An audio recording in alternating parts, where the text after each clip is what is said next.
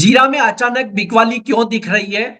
हल्दी में खासी उथल पुथल हो रही है और धनिया के भाव क्या बॉटम बना चुके हैं?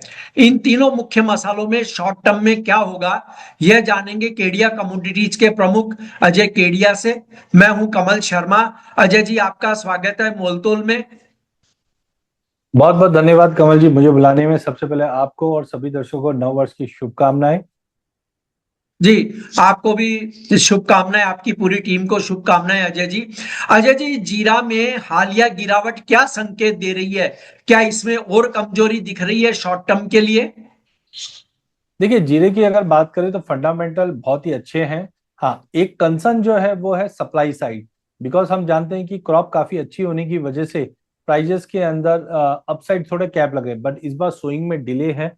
और जिस ढंग से हमने देखा कि डिमांड भी थोड़ी बहुत इंप्रूव हुई है, तो पहला चीज जो हायर जंप आया था वो डिले की वजह से आया था और मौसम की वजह से था। बट अब जो गिरावट आ रही है उसमें तीन मेजर कारण है। सबसे पहले, हमारे पास स्टॉक काफी ज्यादा है। चाइना की इस बार बुआई कैसे होगी फरवरी मार्च में, वो इम्पोर्टेंट है। थर्ड, अगर हम देखें तो जिस ढंग से डोनाल्ड ट्रंप ने मॉर्निंग में अपडेट दिया है कि 500% का टैरिफ लगा देना चाहिए इंडिया पे, उसके बाद से चाहे रुपया हो चाहे एग्री कमोडिटी हो, सभी कमोडिटी में एक बड़ा सेल ऑफ आता हुआ दिखाई दिया है। मुझे लगता है जीरा, धनिया, हल्दी, जितने भी मसाला पैकेज जो एक्सपोर्ट्स में जाते हैं, उसका इम्पैक्ट इस पे। तो टाइमिंग हो सकता है उसका एक सेंटिमेंटल इम्पैक्ट पड़े प्राइजेस पे, जो नीचे में 21,500 22,000 के करीब पहुंच जाए। बट ओवरऑल मुझे लगता है कि प्राइजेस सस्टेन नहीं करेगा, वापस जंप कर लेगा। जी। और मौजूदा स्तरों पर जीरा में आपको कोई शॉर्ट कवरिंग की संभावना दिख रही है सर?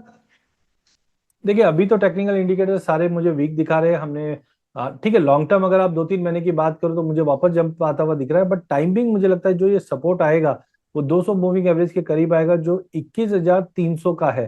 तो यहाँ से और मुझे लगता है 500-700 पॉइंट की गिरावट आनी चाहिए, क्योंकि अभी यूएस और इंडिया के जो टेंशन है वो कहाँ मोड़ लेता है नया, वो इंपॉर्टेंट रहेगा। तो उसकी वजह से फॉल बैक रहेगा, जो 21,500 के करीब मिलता है वहां से फिर बाइंग करके चलिए, ऊपर में वापस 24-25 के लेवल मिल जाएंगे। जी। और अजय जी, आपने जो अभी कहा कि डोनाल्ड ट्रंप ने भारत पर 500% टैरिफ लगाने की धमकी दी है, यदि ऐसा होता है तो क्या जो गल्फ फूड फेस्टिवल होता है वहां हमारी स्थिति क्या हो सकती है फिर? देखिए, एक चीज जरूर है कि टैरिफ की वजह से एक सेंटीमेंट खराब हो जाएगा। लेकिन आप ये मान के चलिए, अगर यूएस है वो बिना जीरा धनिया हल्दी के खाना नहीं खा सकता। अब होगा क्या, उसका एक अदर कोई कोई ना कोई रूट निकलेगा। बट हाँ, एक बार ट्रेड का सेंटीमेंट खराब हो जाएगा। बिकॉज आप समझिए, कोई भी चीज अगर जा रही है उस पर 500% टैरिफ लग जाएगा, तो ना ये यूएस के सिटीजन के लिए अच्छा है, ना इंडिया के लिए अच्छा है। तो कुल मिला के यूएस और इंडिया दोनों के लिए विन विन नहीं है। बट अब ये है कि सबसे पहले आंखें कौन झपकाता है, इंडिया या यूएस? अब वो वाली बात है। तो इंडिया ने पहले ही, हमने देखा, काफी कंट्रीज का एफटीए साइन किए हैं और अदर मार्केट एक्सप्लोर करने की कोशिश कर रही है। तो आई थिंक इंडिया काफी अच्छे पोजीशनिंग में as of now. Let's see अब इसमें क्या नया डेवलपमेंट आता है। बट टाइमिंग, इसका इम्पैक्ट ट्रेड्स पे और जो दुबई में फेयर होगा उस पर भी इम्पैक्ट पड़ता हुआ दिखाई दे सकता है। अजय जी, हल्दी में बीते दिनों देखे काफी अच्छी बढ़त आई, लेकिन प्राइस पर दबाव अब क्यों देखा जा रहा है? शॉर्ट टर्म में हल्दी के लिए आपका क्या ओपिनियन है? देखो, हल्दी ऐसी कमोडिटी रही है पिछले 3 साल में। हमने 2022 में देखा था भाव 6,000 का था और वहां से उड़ती हुई दिखाई दी और 20,000 का लेवल दिखा दिया था। उसके बाद एरिया अंडर कल्टीवेशन में बढ़ोतरी आई, जहाँ पे 56 लाख बोरी का प्रोडक्शन तक नीचे में चले गए थे, वहां पे बढ़कर 75, और 75 से बढ़कर अब उम्मीद थी कि 1 करोड़ बोरी के आसपास आएगा। लेकिन जिस ढंग से ईल्ड में फॉल आने की न्यूज आना स्टार्ट हुई, वहां से हमने देखा 11,500-12,000 से भाव बढ़ना स्टार्ट हुआ, जो लगभग 18,000 18,500 का भाव दिखा दिया था। टाइमिंग पहला, यस, प्रॉफिट बुकिंग एक बड़ा कारण है।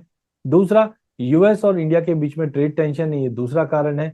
तीसरी, अगर हम बात करें तो एग्री के अंदर जो फाइनेंशियल कंडीशन है बहुत ज्यादा खराब है। पैसे का मूवमेंट नहीं है। तो जैसे ही ये रैली आ जाती है, कभी भी आप चाहे जीरे के केस में पकड़ो, धनिया में पकड़ो या हल्दी में पकड़ो, तुरंत रूप से हम एक बिकवाली देखते हैं, या जिनके पास माल पड़ा है वो निकलने की कोशिश कर रहे हैं। तो आई थिंक जो हल्दी में भी जो करेक्शन आ रहा है वो उसी तहत आ रहा है। बट बैलेंस शीट मुझे काफी टाइट दिख रही है। और एडिशनल आज का जो नया अपडेट आया है उसकी वजह से हो सकता है प्राइस एक बार 16,400 16,500 तक का लेवल दिखा दे। बट सबसे अच्छी बैलेंस शीट मुझे लगती है कि हल्दी की रहेगी, जो लॉन्ग टर्म में अभी भी 20,000 का लेवल जाने की ताकत रखती है। जी, धनिया में हाल की तेजी मतलब क्या टिकाऊ है अब, या दबाव दिखेगा यहाँ पर भी जल्दी, या हम माने कि धनिया बॉटम आउट हो चुका है, काफी लंबे समय बाद धनिया चला, अच्छा चला, पर अब वही बात है जो आज आपने कही कि आज पूरी एग्री कमोडिटी पर ही दबाव है। देखिए आज का दिन तो ऐसा है कि जैसे हम बोलते हैं जी। सनी की दशा, वैसे ट्रम्प की दशा लगी हुई है पूरे एग्री पैक पे। बट देखिए हाँ, ये चीज जरूर है कि धनिया की balance sheet as compared to बाकी कमोडिटी में मुझे बहुत अच्छी लगती है। पिछले साल भी हमने 1 करोड़ 10 लाख बोरी का प्रोडक्शन देखा था। इस बार भी उम्मीद है कि करीबन 18 से 20% की स्विंग में कमी आई है गुजरात में एरियाज में। राजस्थान में भी ठीक ठाक ही रही है, लेकिन इस बार हमने देखा है कि चाहे गेहूं है, चना है, बाकी चीजों में शिफ्टिंग ज्यादा हुई है। जी। तो धनिया का एरिया मुझे कम होता हुआ दिखता है। मौसम की विकार जो रहेगा उससे यील्ड में भी फॉल रहेगा।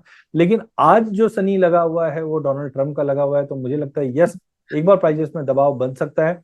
जो नीचे में 9,500 तक का भी लेवल धनिया में मिल जाए। बट ध्यान रखिए 30 लाख बोरी के आसपास का स्टॉक बताया जा रहा है मार्केट में। अगर ये है और करंट क्रॉप अगर हम समझते हैं 90 95 लाख बोरी का आता है, तो 90 और 30 एक 20 होता है, जबकि हमारी खपत होती है 1 करोड़ 50 लाख बोरी।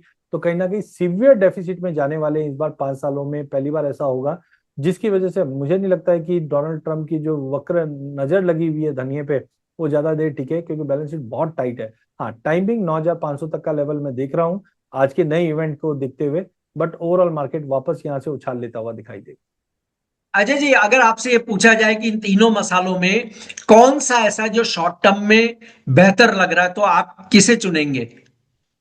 देखिए सबसे ज्यादा मुझे अच्छा लगता है हल्दी। हल्दी की बैलेंस शीट पिछले 2 साल से शॉर्ट पड़ी हुई है। हाँ, बीच में अपन स्पेंट या और कोई तरीके से मिलावट हो रही है ये सब कहानी सुनी हुई है, लेकिन ट्रेड में वॉल्यूम्स नहीं था, पैसा नहीं था, इसके लिए रुका हुआ था। तो शॉर्ट टर्म के लिए अगले 1.5 2 महीने के लिए मैं हल्दी में जाऊंगा। उसके बाद आता है धनिया, जो परपेचुअली आपको साल भर तेजी दिखाता हुआ दिखाई देगा।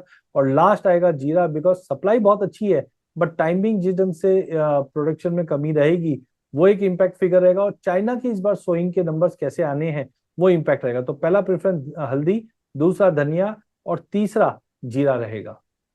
ट्रेडर्स के लिए इन तीनों में रिस्क रिवार्ड किसमें सबसे बेहतर है? देखिए ट्रेडर्स के लिए जो 4 6 महीना साल भर का व्यू लेते हैं, तो मेरे को सबसे अच्छा धनिया लगता है। देखिए हल्दी में हम जानते हैं क्रॉप साइज ठीक ठाक रहेगी और थोड़ी चंचल भी है, और हल्दी ये भाव में टिकती हुई दिख रही नहीं है मुझे। लेकिन हाँ, एक बार शॉर्ट टर्म है जो ऊपर में आपको 20 22 हजार का लेवल भी दिखा दे, नए हाई की तरफ चले जाए, लेकिन सस्टेनेबिलिटी थोड़ी डाउटफुल। लेकिन धनिये में ऐसा है कि इस बार का जो क्रॉप लगना है वो सीधा अक्टूबर नवंबर में जाएगा, और अभी जो प्रोडक्शन आएगा वो पूरा शॉर्टेज क्रिएट करता हुआ दिखाई देगा। हाँ, 2 साल पहले रोमानिया बल्गेरिया का जो माल था वो हमारे लिए बहुत ज्यादा टेंशन था, बट इस बार लड़ाई के चलते रोमानिया बल्गेरिया भी बड़ी क्रॉप के ऊपर, मोटे अनाज के ऊपर ज्यादा ध्यान दे रही है फूड इन्फ्लेशन को नॉर्मलाइज करने के लिए। और वहां पे मौसम का भी विकार काफी है। तो इन सबको देखते हुए मुझे लगता है लॉन्ग टर्म के लिए धनिया सबसे अच्छी कमोडिटी रहनी चाहिए। अजय जी, आपका कोई डिस्क्लेमर? देखिए कमल जी, आज हमने फ्यूचर में जो ट्रेड होती है एग्री, उनकी बात की है। मेरी पर्सनल कोई पोजीशन नहीं, बट मेरे क्लाइंटों की हो सकती है। दूसरा, कभी भी कमोडिटी में निवेश करें तो ध्यान रखिए आपको सेबी रजिस्टर्ड फाइनेंशियल एडवाइजर की सलाह लेकर ही काम करना है। जी, आपका धन्यवाद, शुक्रिया अजय जी। बहुत बहुत धन्यवाद कमल जी।